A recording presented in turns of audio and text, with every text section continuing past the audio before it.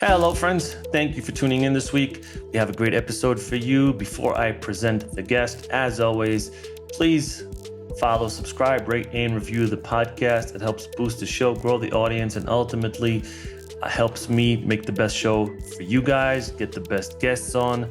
So it's a win-win. Additionally, please follow me on social media, ROYBTZ on Instagram and ROY_BNTZ on Twitter. On Twitter, you can subscribe to the newsletter, which gives you access to updates, occasional blog posts, news about the guests, future of the show. And most importantly, it's just a very easy way to get the podcast into your inbox week in and week out. Finally, please consider supporting this independent podcast. I made the decision not to work with any sponsors on this podcast. I want to keep it as independent for as long as I can. So if you feel like you get any value from the podcast, please feel free to support it. There is a link in the show notes.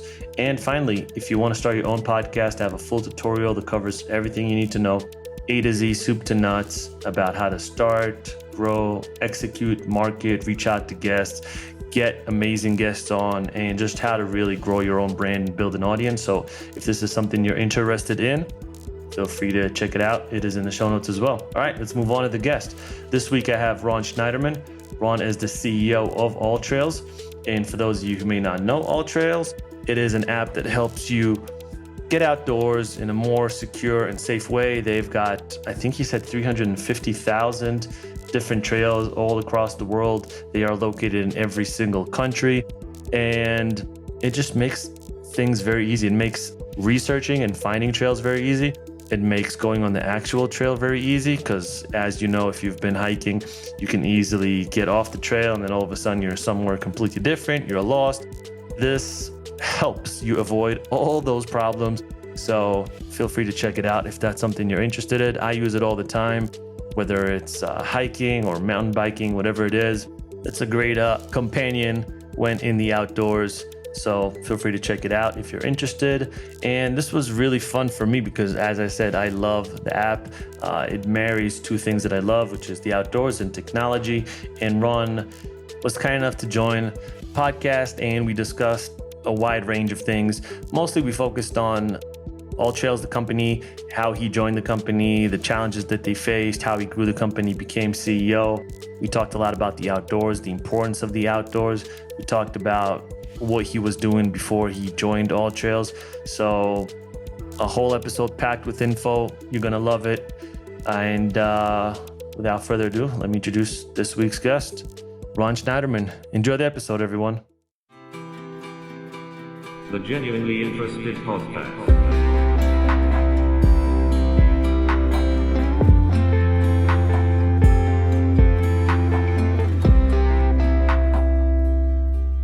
Ron, thanks for joining the podcast.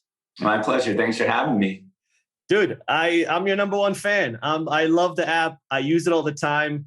You kind of marry my two loves. It's the outdoors and technology. So by far, probably my favorite app or top 3 favorite apps on my phone. So happy to have you on. Thanks.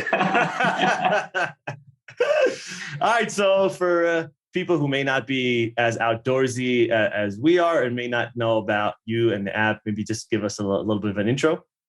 Sure. Yeah. So AllTrails is a free app and website that helps you find really awesome trails anywhere around the world, so you can spend more time outside enjoying the outdoors and doing it with confidence and safely. We've got trails in every country in the world right now, which is kind of cool. We just crossed that threshold. Even Sudan and North Korea, they have trails. Wow. I'm not sure how many people are actually going out. Yeah, but not as popular as Yosemite. Yeah. But so, this has been, I've been here 6.5 years. I took over from the original founder back in 2015 when it was a 6-person company. And, it's been really, really cool growing the platform, growing the community, mapping the globe, and bringing, tens of millions of people closer to nature, right? It's a pretty good reason to get out of bed every day. For sure. And what were you doing before you joined AllTrails? Yeah, so right before AllTrails, I I was head of growth over at Yelp. We were trying to build like an open table competitor. Mm-hmm. I was there for about a year before this opportunity presented itself. And before Yelp, I had a startup in the ski space called Liftopia, where we were bringing, it's probably a theme you're noticing in my career. Yes. But bringing, e-commerce and revenue management to ski areas around the globe. I was doing that for 9 years. Prior to that, I was at Hotwire, the old online travel site, running biz dev over there. And my first gig out of school was at Accenture. I did that for 3 years. So that's it. That's the full extent of my resume. That's an impressive resume, man. Oh, thanks. And then you joined AllTrails, what'd you say, around 2015, 2016? Yeah, September 2015. And then did you join immediately as the CEO, or was there like a progress where you joined as, at one position and then kind of evolved up? Yeah. So I knew the original founder from Liftopia, because outdoor tech is pretty small. We all know each other. And, he's kind of your classic serial entrepreneur. And in 2050, so AllTrails was started in 2010, right? So this has been kind of a side project of his for a while. Oh, wow, 2010. So AllTrails has been around for a while. And it was just starting to get traction, right? Like he had built a really amazing SEO engine, and he had just launched a subscription business, which in 2015 was pretty novel, pretty new. Yeah. And I give him a ton of credit for both of those things. And right when AllTrails was just about to take off from the runway, he got an opportunity to go run operations at one of the big food delivery companies. And so he wanted to go do that, and he didn't want to shutter this. So he reached out. He's like, "Hey, Ron, do you want to take this over?" And I said, no, because I didn't think I was qualified to be a CEO. It's the same thing from Liftopia too. Like, I was CMO and COO for a second.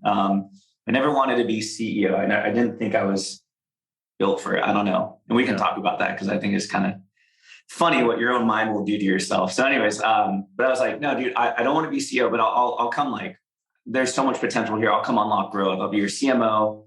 But lesson learned from Yelp, like, I need more autonomy and agency. So I'm going to take the COO title also. Cool. And then we went and we found a CEO, because the handshake agreement with the founder was to grow and sell it. That was the agreement, right? He felt like he was sitting on a pretty good asset, and he just needed to kind of like, be unlocked. And then there would be an opportunity for an exit pretty quick. So we brought in a CEO who kind of had experience doing that. And that's kind of what we did. So from 2015 on, it was 6 of us, including me and CEO. So four engineers, which was nuts, right? Like, we had one Android engineer, one iOS engineer, then a couple full stackers. Yeah. We very intentionally didn't want to raise money. We had both done it. I don't like being beholden to VCs, and I don't think that there's always like aligned incentives, and I don't think most of them are value additive. So we wanted to avoid that trap. And again, if we're going to sell it anyways, like, let's control our own destiny. And we just went to work on getting the profitability. And we were so small. So every quarter we would just kind of attack a different area of the funnel and just try and like focus on signups or focus on pro conversions. We have an annual subscription program called AllTrails Pro. Let's focus on UGC contributions, whatever, and just like chip away like one part of the funnel at a time. And by the end of 2017, we hit profitability, which was rad. And then 2018, the inbound started coming in. And, first it was one of the big tech companies, right? And it was like, oh, whoa, okay. But then I was like, I don't want to go work for if I wanted to go work for one of the big tech companies, I would have tried to go work for one of the big tech companies, right? The whole point was like not to go be middle management at a tech company, right? It was to build and grow something unique and special here. And it was really clear that if we were to sell to one of those guys, like, this journey would be over. And it felt like we weren't anywhere near close to achieving our potential or what we set out to do. So we kind of changed tactics midway through this process. We said, let's talk to some of the financial firms and see, like, not necessarily go and raise a VC round, but let's see if we can find another type of partner. And we started talking with, there's this new category of private equity I'd never even heard of before called growth equity, where they basically like, they'll buy you out, but the goal isn't to like, maximize EBITDA or, like just like raid your pantry. It's to unlock growth and like really like create like a much more, just unlock it. Right. And so we partnered with one of them, and that was the game changer, right? Because they're the ones that were in my ear. We partnered with Spectrum Equity. They bought us, they bought a controlling stake, and they were the ones who are like, you guys are thinking too small. You guys need to think bigger. We can do something global here. We can, there's no reason why they owned, or they had a big chunk of Headspace, right? The meditation app. And they're like, there's no reason why this can't be like a similar play, where everyone around the globe can do mindfulness. That's the beauty of hiking or time outside. Like the barrier to entry couldn't be lower. So like, let's think really big here. Anyways, once we kind of like got Spectrum on board, and we, crossed the finish line with the transaction, we transitioned the old CEO out. Spectrum asked me if I wanted the job. I said no. I didn't think I was going. Why do you keep sabotaging yourself? It's so funny, right? And then so like the managing director, Ben Sparrow, he's amazing. And anyways, he's like, why? What is your hesitation? I was like, I'm not good at finance. I'm not a finance guy. I got a C+ in econ in college. Yeah. My wife works at Morgan Stanley. Like she was an econ major. She loves it. And every time she talks about it, my eyes glaze over and she gets mad at me. I just can't do finance. It's just like, it's not exciting to me. Yeah. And he just started laughing. He's like, we're the finance guys. Like, don't worry about that. You do the growth part. You do all the stuff that you're good at, and we'll surround you with people to help you out. And it took me a couple of months of like very real imposter syndrome, where I was sitting in the seat, it's like, this doesn't feel right. I'm not good enough for this. I'm not worthy. Because you have these archetypes. You have like, whatever, like the Elon Musk of the world, or, stuff like that. Right. And like, one, those guys are dicks anyways. And two, like for every like Bezos or Musk or, whatever, like there are thousands of other CEOs that tried to emulate them and crash and burn, because like, honestly, it's not a very good or sustainable model to be that arrogant and, just that abrasive. Right. And I kind of, I don't know, at a certain point, like the gremlins in my ears just like finally shut up. And I was like, I can be myself. I can be like my authentic. I'm a very like sensitive person. Like I don't think maybe some people would call me an asshole, but like I don't think it's like a minority group. So, but I could be myself in the role and recognize like that it wouldn't hold me back. It wouldn't be a liability. That actually there's strength in my personality type, and I could like really embrace that. And wherever the weaknesses are, you supplement it with people around you. And the single biggest unlock was there was one morning I was like with the finance, I was like, I don't know how to do spreadsheet. I can't do, P&A analysis. I can't like do the modeling, but whatever. Like I can't code either, but I have no qualms whatsoever, working with our engineers, hiring world-class engineers. So why am I putting this one weird finance thing in this like untouchable bucket? And once I kind of recognized that, it's like, it's all the same shit. Yeah. Just hire people smarter than you and give them autonomy and agency and get out of the way. Yeah. It's amazing what it unlocks. And so, for all your listeners out there who are maybe having the same imposter syndrome, it's just in your head. It's just in your own head.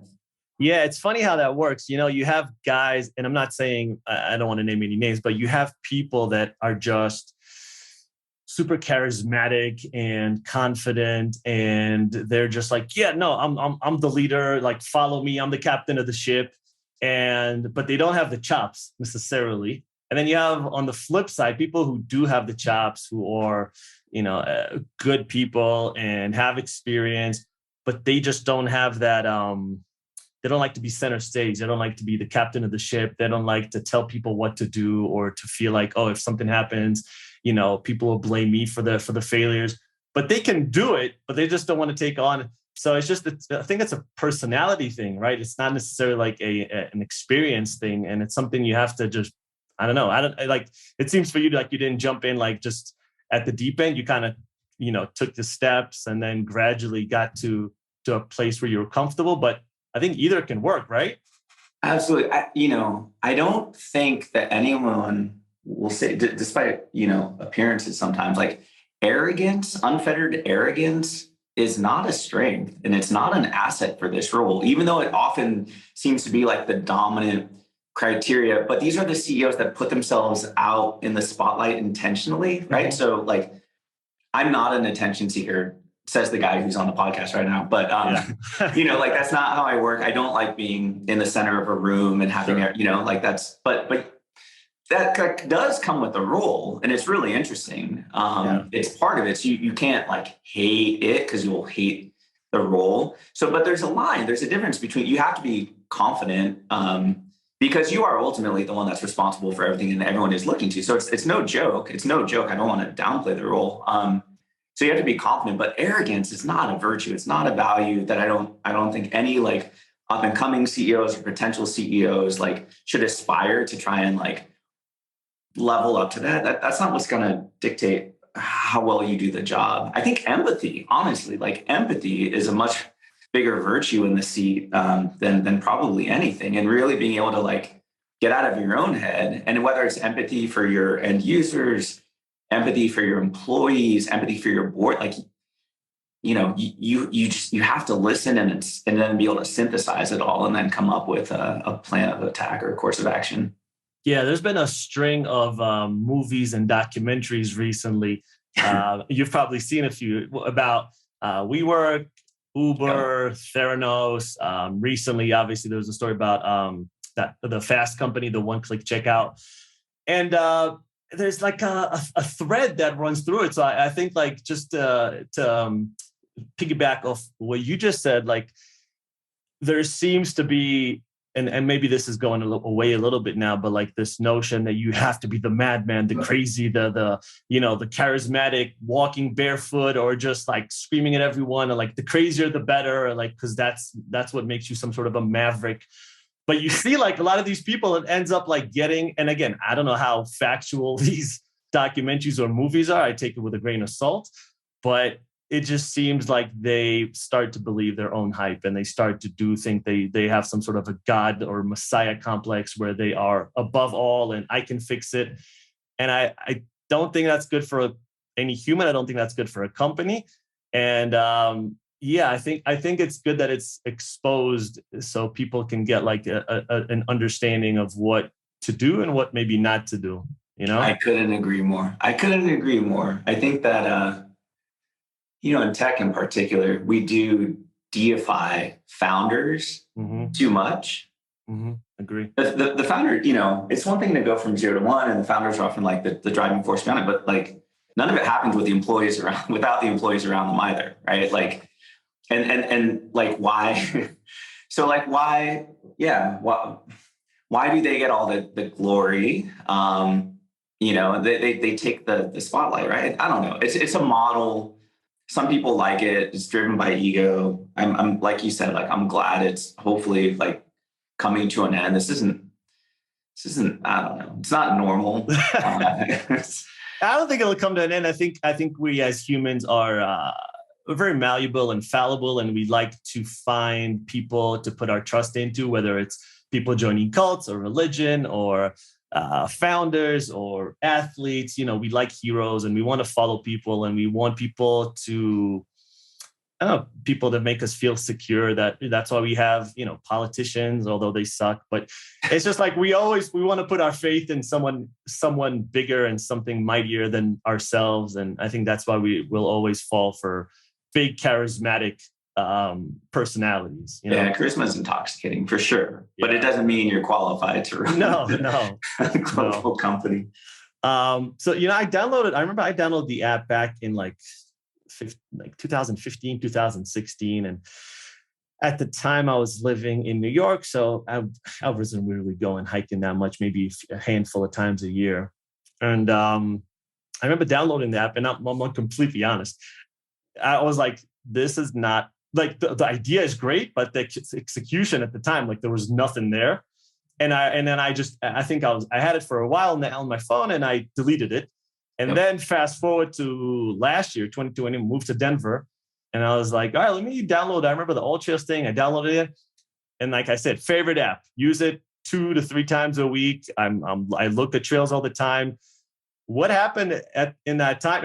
And maybe I'm wrong. Like, I don't know. Maybe I have a different opinion but like what happened at that time period? And also like how if I'm, because I'm sure I'm not unique in any way, shape, or form. I'm sure other people probably thought the same. So how do you keep users on in that time space? Yeah, you're not wrong. You're not wrong. When I joined in 2015, I knew the product was bad. I had no idea how bad the data was. And that was shocking. It was unexpected, right? I spent the first 3 months, because again, I wasn't coming into something totally new. So I didn't want to come in and just flip the table over. Yeah. I wanted to figure out like, all right, what do we have here, right? What exactly do we have here? So I got my hands on as much qualitative data and quantitative data as I could. So again, on the quant side, you can see the gaps in the product, whatever, all the friction, all the inefficiencies. But on the qualitative side, it was fascinating.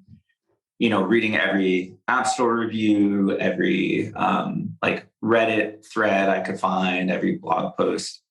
And the themes were very similar, which is like, hey, AllTrails, you said this trail was dog friendly, and it's not, and I got a $400 ticket. Go fuck yourself, right? Like people were pissed, right? Like, hey, you said there's a trailhead here, and I drove around for 8 hours trying to find it. Go fuck yourself, over and over and over, and like people were so angry with us. They were so angry with us. And at first it was like, what did I get myself into? I think I made a terrible mistake. But then it was like, wait a second, if there was an easy switching cost, if there was like something else readily available out there, they would have just gone silently, right? And instead they were so, it was like there was a betrayal and a disappointment, but underneath that was also like a hope almost, right? And that's what really got me, right? Like apathy would have been the worst. Apathy would have been the worst case scenario because people just don't care and they just go somewhere else, right? But the fact that people were upset and he's like, okay, there's an opportunity in here. Maybe we can turn this thing around, and it's going to take time to rebuild trust, but we can win them back. And so that's what we did. We got to work, when I was thinking about taking the role, I went up to Tahoe with my family. And we had 2 kids at the time. And I was like, all right, I'm going to find a kid-friendly trail. I'm going to use this app and figure this out. And there was one trailhead in the middle of Donner Lake, like in the middle of the lake. And there was one at the peak of Mount Rose, right? And it's just like, This is useless to me. This app is useless. And again, I was like so angry. Yeah. But I was like, and I was trying to like furiously find something. I was like, I can't find anything. So I was like, okay. Again, like there's an opportunity here because it just doesn't exist. And the reason why it doesn't exist is because it's really fucking hard. Yeah. But that's what we did, right? So it's like, all right. Because it changes all the time, right? Like it's not like a road. A road is a road. Like trails there's so many things that happen. And that's the thing, right? There's like 2 main challenges, right? One is mapping the globe, the trail creation, right? And it's not just like, there's no shortage of content out there in the old guidebooks and stuff. There's a trailhead here. And then you walk for 8 miles and it's beautiful, but like, that's not really helpful. That doesn't really help guide me and know like, where am I supposed to go and how hard is it? What's the elevation?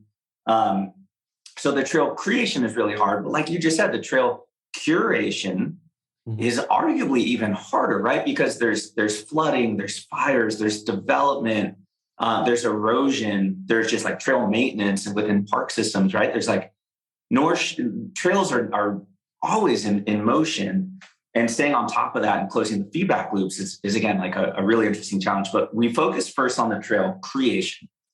And really it was through this lens of like, all right, what's the minimum amount of criteria that we need to have for any trail that's published on our platform? And so for your listeners that don't know, these trail pages are like the building blocks, like the Lego pieces, the Lego bricks of what AllTrails is. And each trail page has a start point, an end point, a red line on a map. It has a difficulty level. It has an elevation profile. And then we have like what activities you can do. Can you, beyond hiking, can you mountain bike on it? Are there going to be off-road drivers on there? Are there going to be horses on there? We have information about what you're going to see. So is there a waterfall? Are there wildflowers here? Is there wildlife? And then accessibility. Is it dog friendly? Is it kid friendly? Is it ADA compliant or wheelchair accessible? And then so that's the stuff we do in-house, and then we flood it with UGC. And it's that marriage of the two that's really cool, right? Because the trail creation is kind of a snapshot in time, but the UGC is really where it shines because it's basically like real-time trail conditions. Hey, the snow line was here. Hey, there was a felled tree here. Hey, look out for whatever. And for people who may not know, UGC is user-generated content. User-generated content, absolutely. So back to how we built it was basically like, we had to look at all the trail content that we had on the platform. We had about 50,000 trails at the time, and maybe like 5,000 of them were good. And so that was like, again, the common characteristics that we need, the minimum bar to be published on our site. And then we just went after human API power, one trail at a time. So I would come home from work and I would sit and watch the Warriors. It was the beginning of their championship runs. And I would just like do this, what we call data integrity. I would just start I would go to Google Analytics and export our landing pages by, order of visits. So just focus on the highest, the most important trails as far as traffic goes, and just start trying to fix them. And what was happening is we were bumping up against the limits of our tools. Like we couldn't even change a profile picture, right? We couldn't redraw the routes. We had to build the tooling in order to do this from scratch. And that took, 4 or 6 months, something like that. Yeah. Once we got the tools in place, I could start figuring out the process and documenting the process.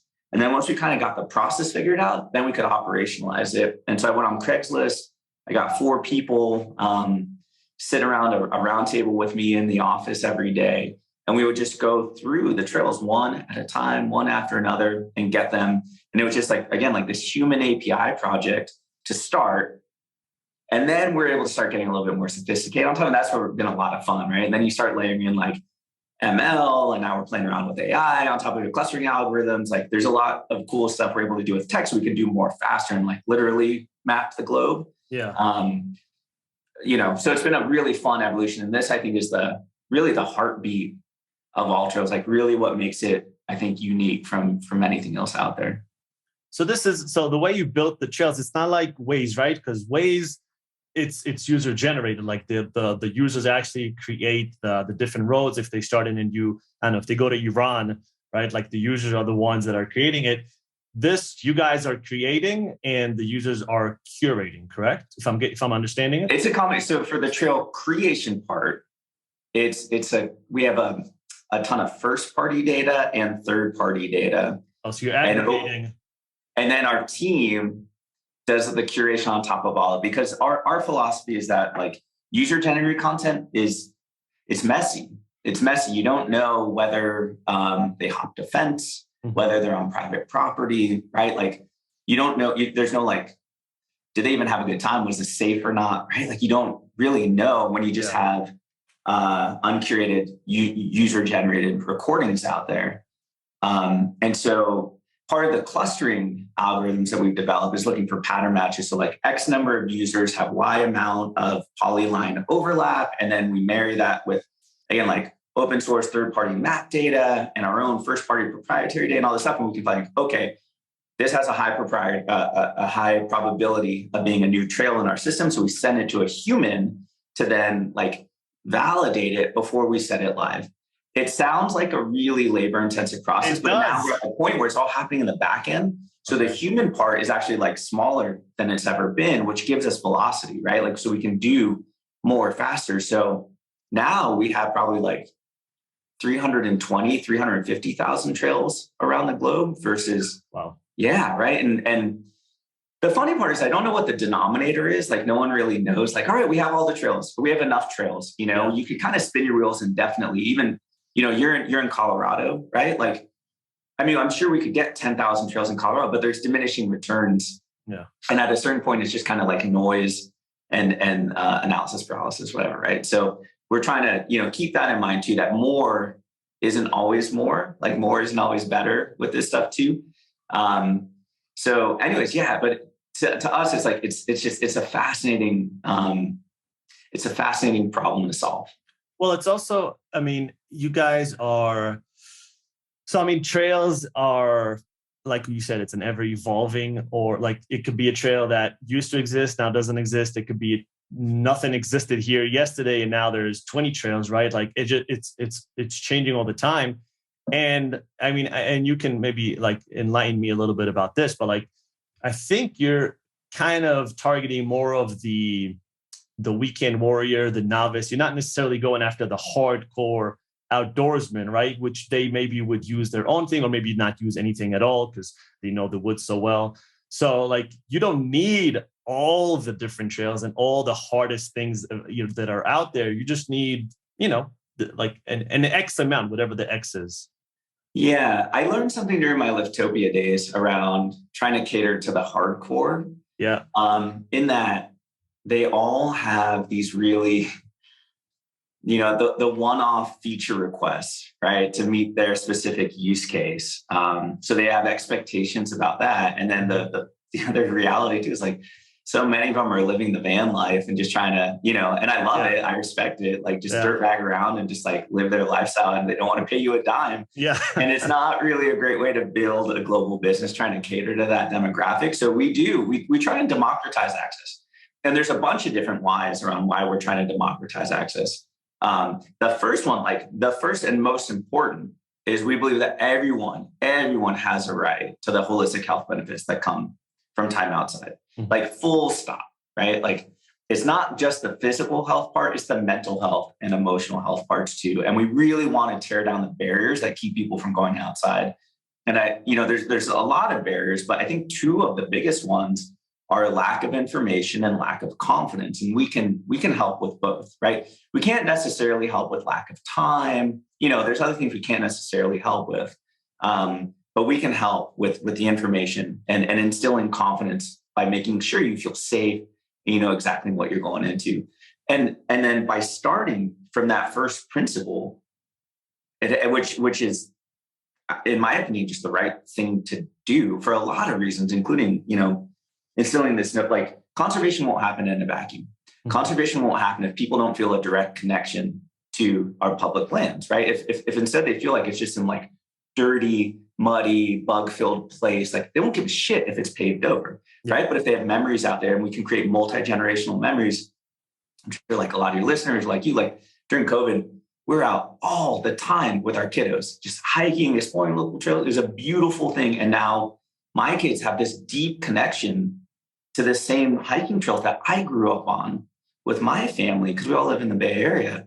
And that's a beautiful thing for me. And that's important, right? And you'd even see it like the holistic health, like they'd stop bickering with each other when they're outside, right? Like they would just kind of like calm down a little bit when they're outside. And you can, it just feels different than just trying to tell them like, hey, go, my oldest is now old enough, like just go around on the Peloton and burn it off. Like it's different. It's just different when we get time outside.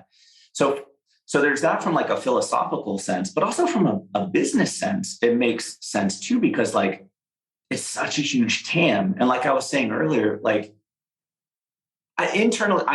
externally too on your podcast, like we think we can get 1 billion people on the platform in the next 10 years, 1 billion people. We believe that this TAM, the total addressable market for people spending time outside, is basically unbounded, because the only limiting factor is a smartphone. That's it. Everyone, regardless even of mobility, right? Like we have wheelchair-friendly trails. Like we can give all this content out there. All we're trying to do is get people outside and off of pavement, like out into the trees. Like that's a very low bar once you feel confident, once you have the information, right? So from a TAM perspective, from a business sense, it just felt smarter for so many reasons to go after this. Then when I started, AllTrails was one of these niche, hardcore, through hiker, search and rescue type of platforms. We weren't good at it, to be clear, but that was like the brand was like really built for that. Like the imagery we had, when you open the app, there was a splash screen, and as the app loaded behind the scenes, right? And it was a slot canyon, and I showed it to my wife, like my first day on the job. It's like, Jenny, what does this make you think of? And she like looks at it and started frowning. I was like, what's going on? She's like, it reminds me of that movie with James Franco where he cuts his arm off. I was like, oh, fuck. Right. Like, and I got it. Like I instantly got it. And this is the thing, like there's so many barriers to entry. My wife is always down to go hiking with me, like if I'm leading it, but like that was like the click in my head. It's like, okay, like hard pivot. How exciting would this be if we can create a product where someone like my wife, again, who's like not confident to go out on a trail run by herself, let alone take our kids or our dog, right? What if we could use technology to solve that, right? And like, if we can get someone like my wife out there on her own doing this stuff, it's like, we can do the world. Like there's so much opportunity here. And so it was, again, like it was probably the first thing I did when I took over as, CMO and CO at the time. But it was that hard pivot from a brand perspective. Like, we got to focus on inclusivity. We got to focus on accessibility. We got to make it so that the outdoors, that everyone feels welcome and that they have a right, and that we're not going to put up, these subconscious barriers with photos and lingo and stuff. Like you called me out for like saying UGC. Is like, for our listeners, like UGC is usually, that stuff happens all the time in the outdoor space, right? Like there's these things like, wait, I don't know what that is. So like, am I not in? Am I not welcome here? Yeah. And so there's a very conscious decision to like really make our platform, our community accessible for everybody.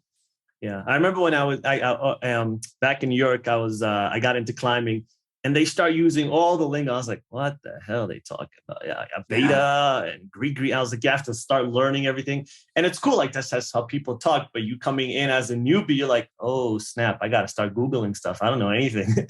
Dude, in the ski industry, it's the same thing, right? Like most industries are, to be fair. I know. And it's brutal. And I never liked that part of the ski industry. And we tried. I don't know how well we succeeded. We tried though, where it's like,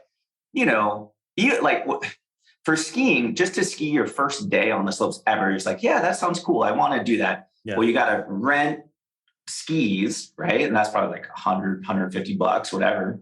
And boots and poles. But like, you got to rent pants, and you got to get yourself like a good water resistant, if not a waterproof jacket. And then the lift ticket is $200 a day, right? So for a family, like you're talking about like $1,000 a day, just some lift tickets. The barrier could not, and you don't even know if you like the sport. Yeah. Right. Like that's brutal. That is absolutely brutal. We were trying to change that, but it was hard, but that's what I love about this space. There's no big upfront investment. You don't need to go and buy a ton of gear.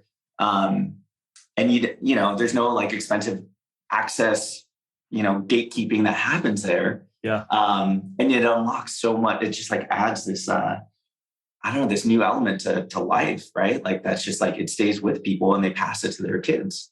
When I moved to Denver, not when I moved, but over time, I'm here for about 6 months now. And I was talking to my wife the other day, and I was like, we were both just saying like, we're just happier. And like we hike probably, I would say at least once a week, and on a bad week, on a good week, twice. And there's just an overall, like a better well-being, like just we feel calmer, better, healthier. And like, there's a part, obviously, like the more active you are, the better you feel like good within your body, and it releases all these things in your brain that make you feel the chemicals that make you feel good.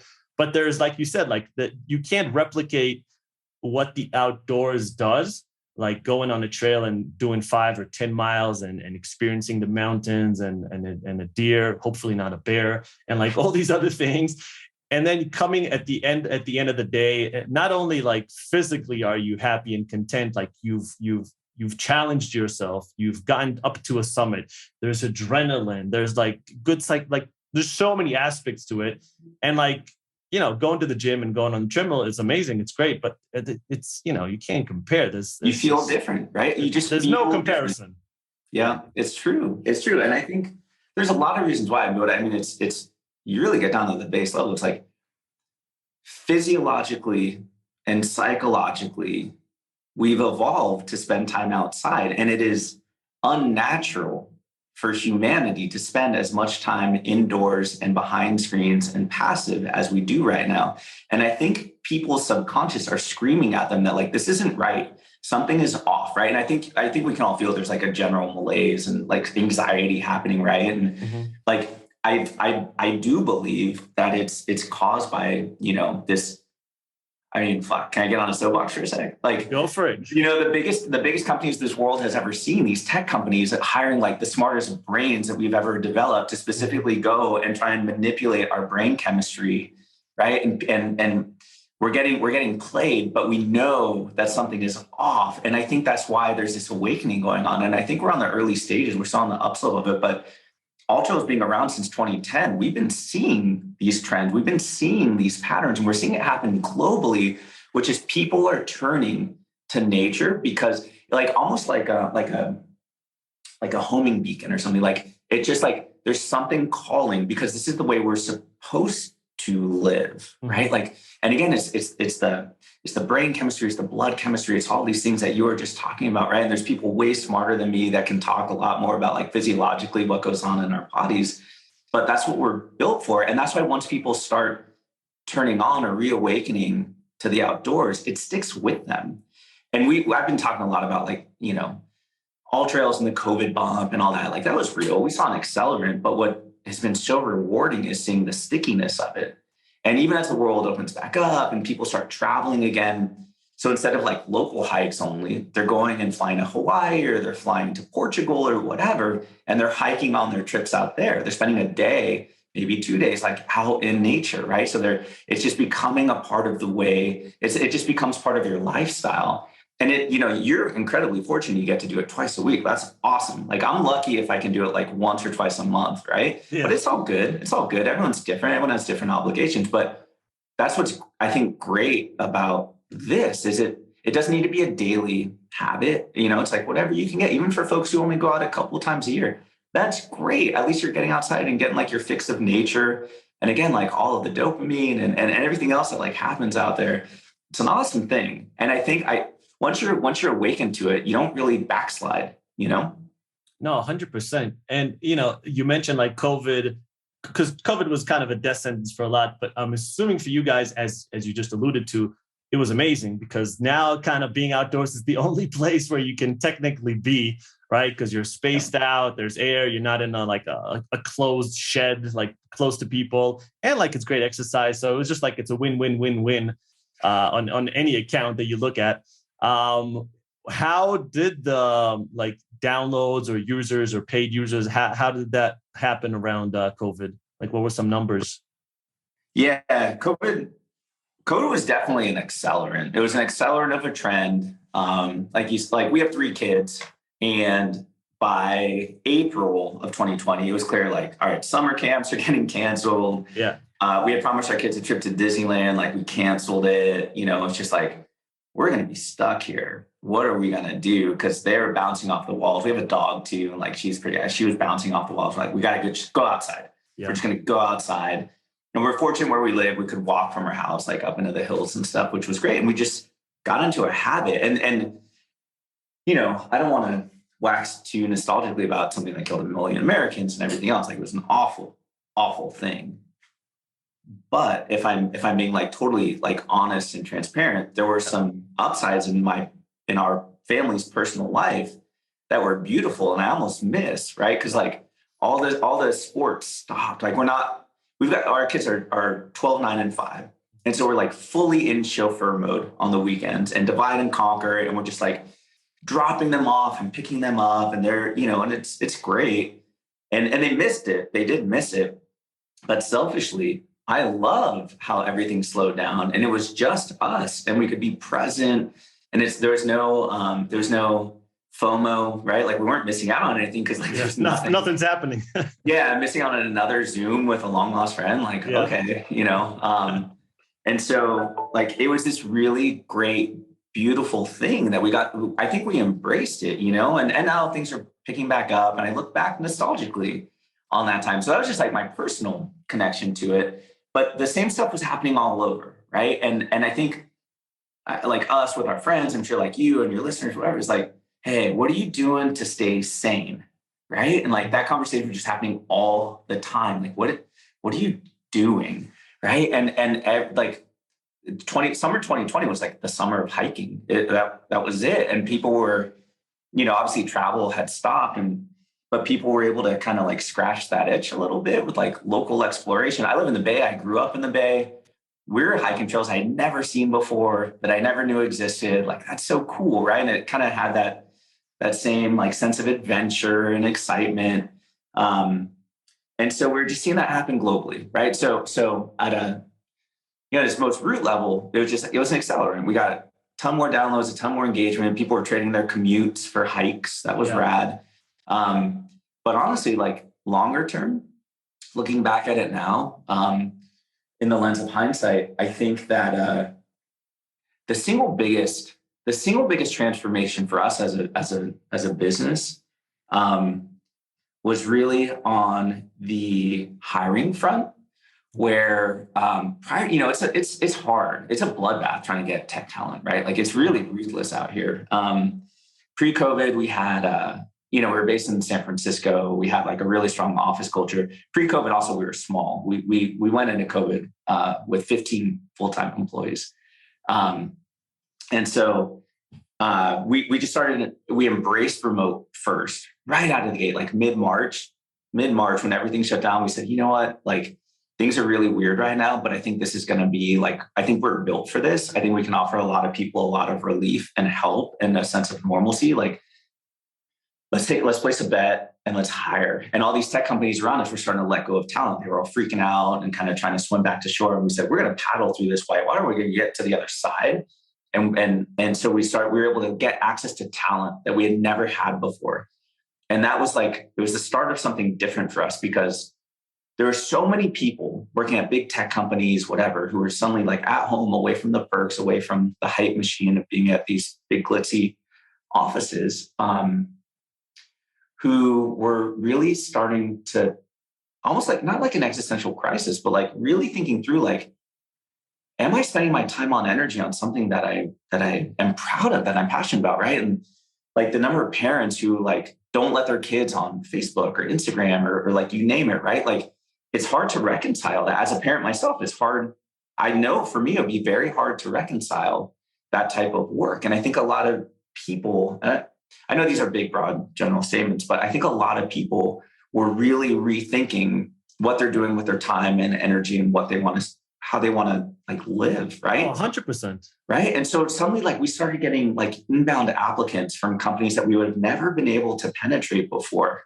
And I think that this trend is actually accelerating. You hear a lot about the great resignation, the great reshuffling, whatever's going on. Like, I think it's, there's a lot of companies like ours and other mission-driven companies that provided real relief and value to folks, that I get all the time. Like, I looked at my phone and I just applied to the apps I use the most. And I love that. I think that's all, because we're a mission-driven company. Like, we're not trying to hire tech mercenaries who are looking for a paycheck. We want people who are here for the mission and the cause and want to be here for the long haul.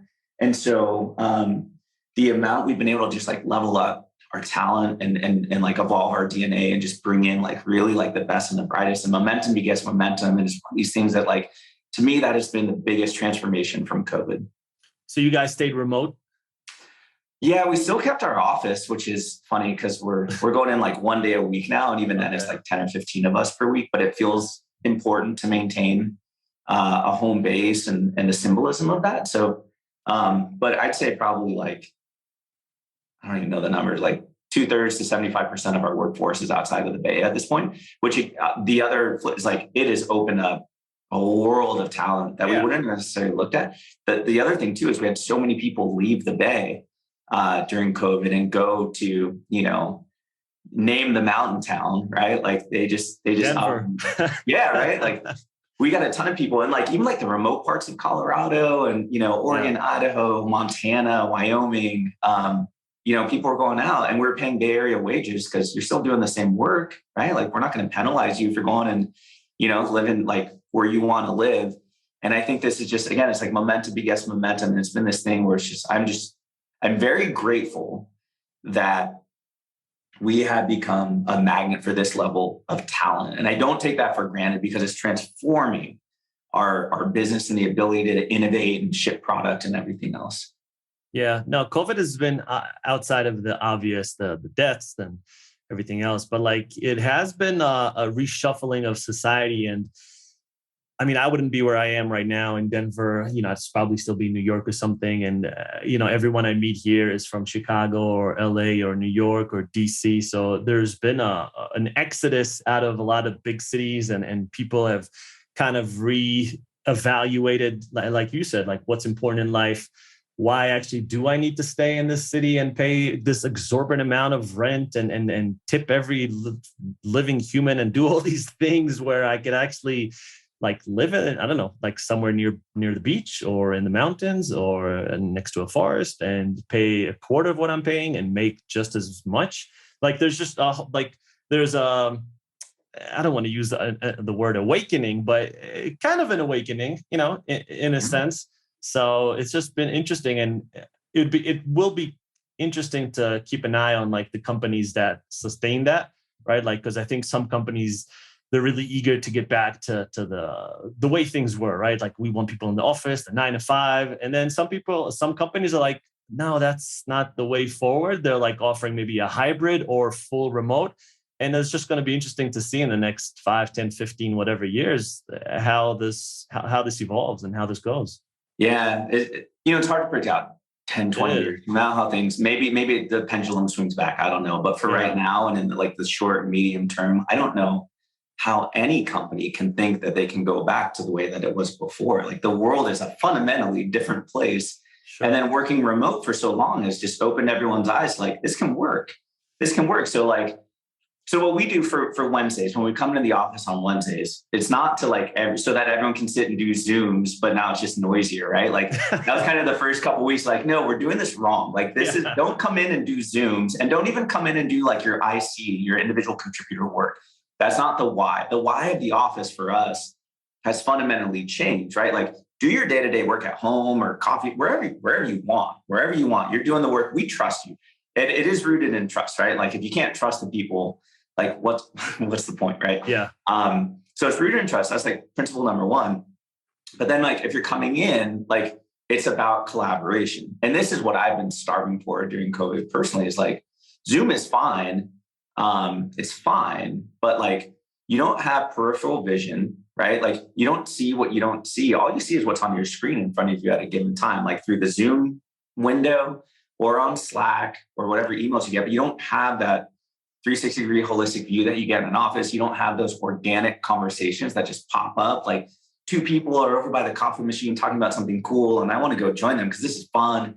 And the energy that comes from just like riffing together and brainstorming. This is my favorite part of working in tech, is just like being around people who are so much smarter than me and being able to riff off of each other and like create an idea and seeing that idea form. Like that's the why of the office for us, is brainstorming, it's ideation, it's strategy, it's the unstructured time. Like, dude, if you saw my calendar, it's like every 30-minute block is booked every single day. Yeah. And on Wednesday, I try and like clear it so I can have that unstructured time specifically to just like, let's figure some shit out. Let's see where our collective thoughts take us. And the ideation that comes from that, you can't get it in this like hyper-structured Zoom environment. I agree. So again, like, I don't know if that's enough of a magnet to get people to come in or not, but for me and my executive team is all local. That was one place I wouldn't been. Like I needed my execs to be local specifically for this. Hopefully it creates more of a magnetism that for people that want to come and do this, but we're getting really comfortable with like flying people in like a few times a year, different, squads or scrum teams or people working on like a big cross-functional initiative. Like I do believe in the value of people being in a room together. It doesn't need to be 2, 3, 4, 5 days a week though. Yeah. Yeah. Now flexibility is key. I think I recently read that you guys recently crossed the million paying subscribers threshold, correct? That was January of 2021. Oh, that was last year. All right. So yeah. I'm behind. That's okay. But we don't normally like pump our chests out about this kind of stuff. Okay. I like being like a quiet, humble company, and like if you want to underestimate us. That's fine. That's your problem. Yeah. Well, so the company is kind of an extension of you. If you're this humble, genuine dude, then that's what the company will be. Yeah. And so, but it was such a big milestone. That one felt worthy. We crossed actually 2 milestones back in January 2021, 25 million registered users and 1 million paying subscribers. Okay. And there was a lot of like years of hard work that went into both of those. Yeah. Now you have a million and one. Yeah, thanks. Well, thankfully we've got, I mean, the growth is... I'm sure you have much more, but I'm joking. Yeah. But that was a cool milestone. That was very cool. All right. So there's like a few things that I'm interested in as far as like future features that I'm sure you guys probably thought of, but it's just like stuff that like when I use, I'm like, oh, this would be interesting if there's something they do. So would you ever consider allowing people to upload like they do pictures now, but videos?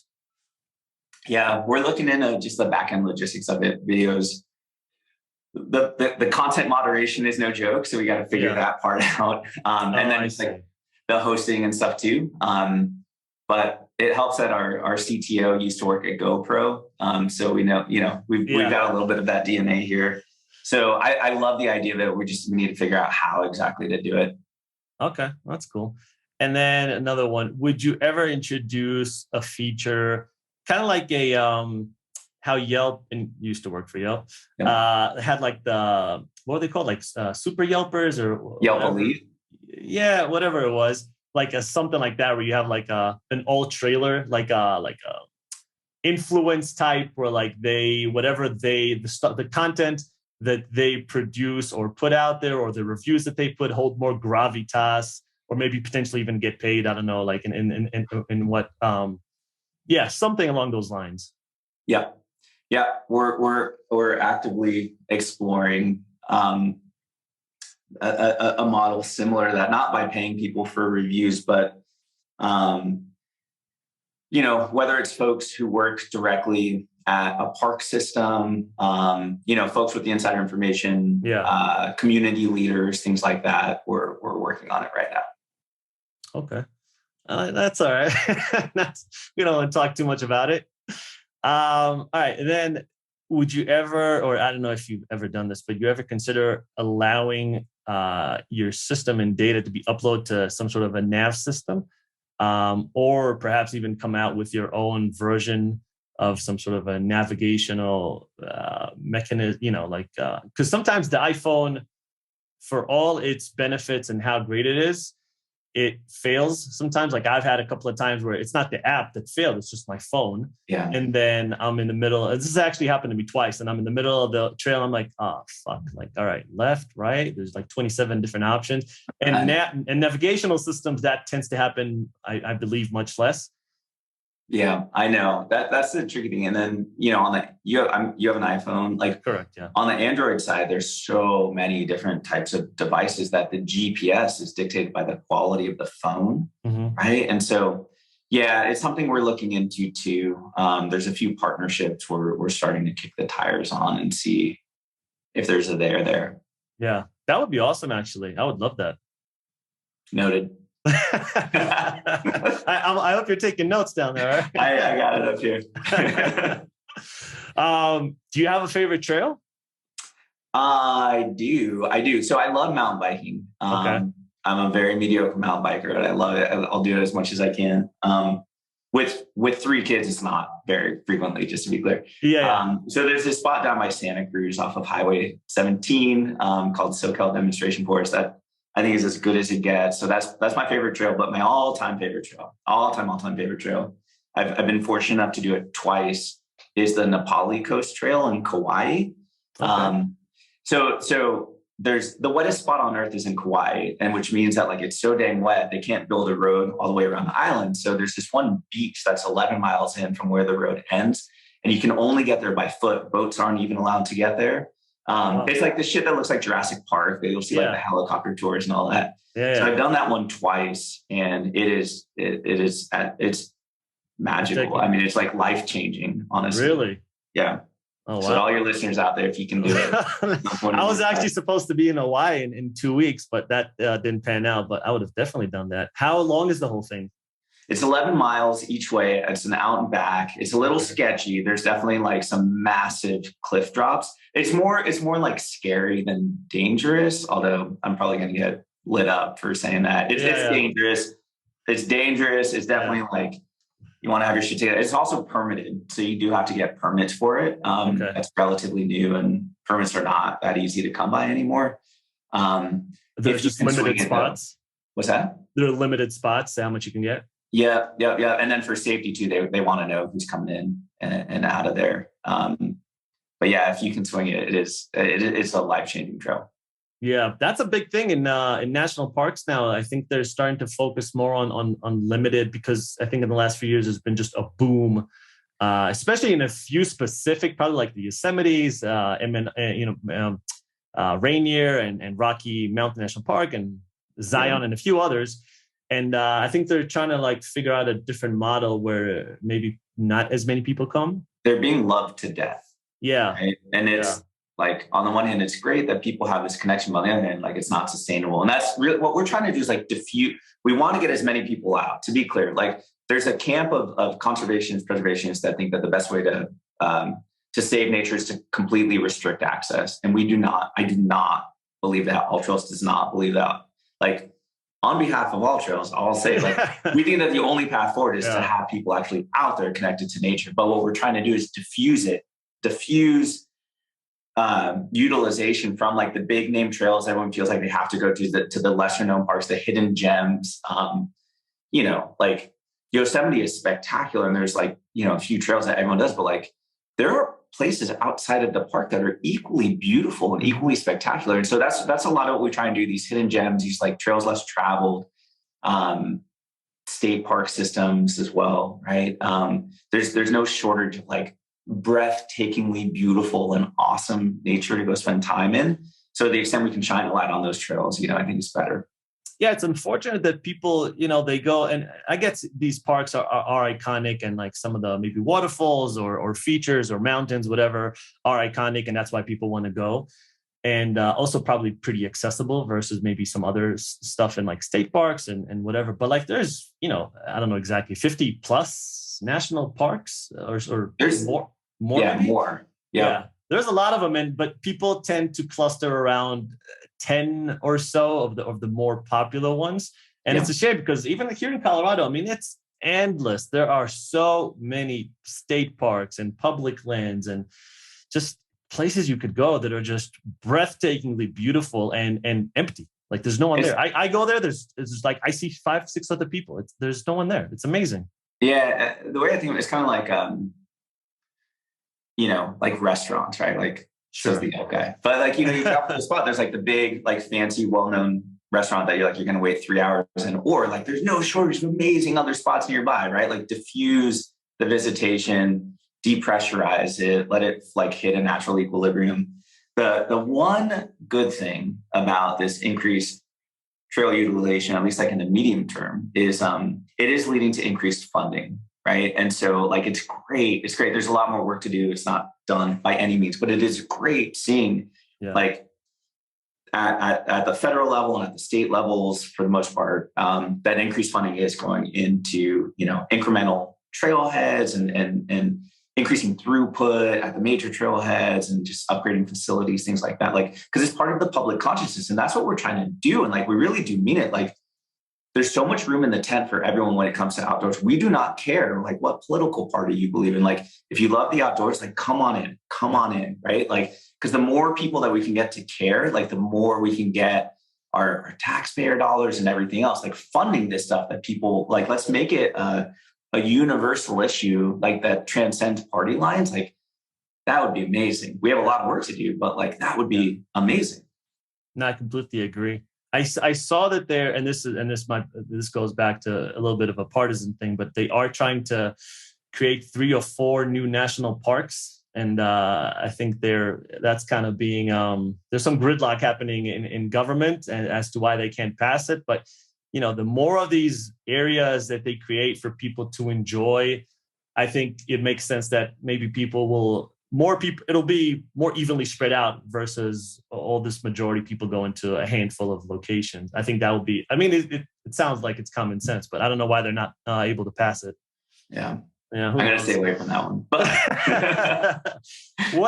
do you have any idea what's the most, or one of the top hiking trails? Like, what are the most popular hiking trails from a user perspective on AllTrails? I know. So Smoky Mountain National Park has the most visitation of any national park in the country. Really? Which is fascinating. Yeah. Smoky. Wow. Yeah. I don't know. I actually don't know what the most popular trail on AllTrails is right now. It's a good question. Wow, interesting. Smoky. I've never been. I have to put on the list. Oh, Ron, thanks so much for talking to me today. I had a blast. I learned a lot, and I appreciate your time. It's my pleasure. Thanks for having me. Where I know I tried to find you on social media, but I couldn't really find you. I'm not on it. You're not on it. Nope. Get on it, dude. I quit. All of them? You hate all of it? I'm on LinkedIn out of necessity, but I quit social media cold turkey in 2014, and I've never looked back. And I couldn't recommend it enough to everyone listening. Yeah, it will change your life. You're my hero, man. Good for you. It's easier than you think. It's easier. I wish I could do it. I don't think I could. I think I couldn't just speak, but like based on like having to promote things, like it's impossible without social media. It's it's a double-edged sword, Yeah. Well, at least you could separate, your work promotion from personal promotion. True. I love whenever I'm like at a park system, whatever, hiking with my kids, and you see someone doing like the ridiculous Instagram pose. And, it's one thing when you see it through the lens of Instagram photo itself, but you see the body contorting and like whatever. And I just pointed out to my kids, it's like, look how silly they look right now. And look how they're taking themselves out of this moment to like focus on, what people think of them. It's crazy to me.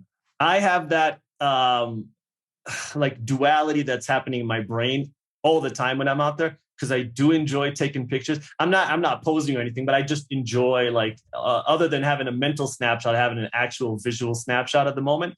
And then I'm like, but you're taking yourself out of the moment. But then you want to memorize. It's just like I always have that back and forth in my head. So yeah. I like presence. I think presence is something that's underrated. And I think, with social media, we take ourselves out of the moment. We think about what other people are going to think about us, right? 100%. No, 100% agree. So I guess there's no place. I mean, people can find you on LinkedIn.